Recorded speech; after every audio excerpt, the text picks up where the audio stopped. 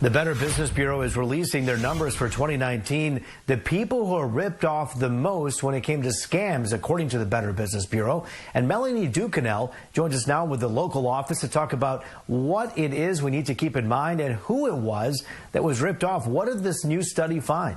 So our top scam of the year is the same as it was in 2018, and that is employment scams. So think about it. 2019 was a great year. Employment rates or unemployment rates were way down, but people were still falling for employment scams.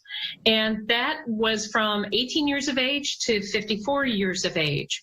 They're falling for work at home scams. Sadly, maybe it's a fake check scam. Well, let's talk about how this breaks down with a demographic view. Men and women, who is hit hardest?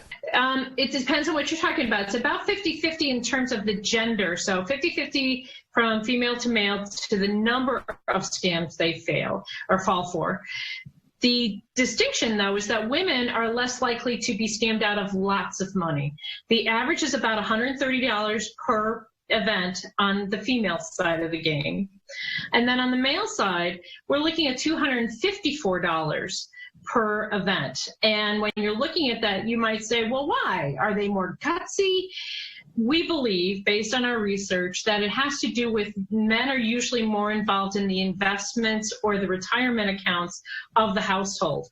And as a result, they may be still trying to make up for the downturn or some other previous investments that just didn't pan out the way they wanted to. And Melanie, you mentioned that downturn, the economic downturn. Now with another economic downturn, what should people keep in mind right now?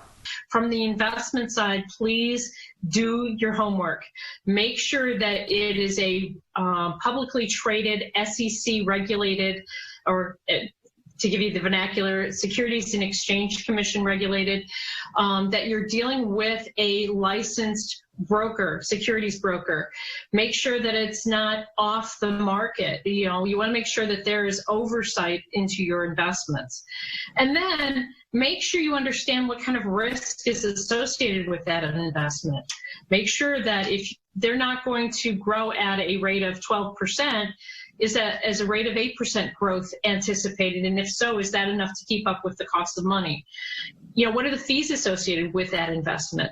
And then last but not least, what is the long-term relationship with that broker going to look like for you?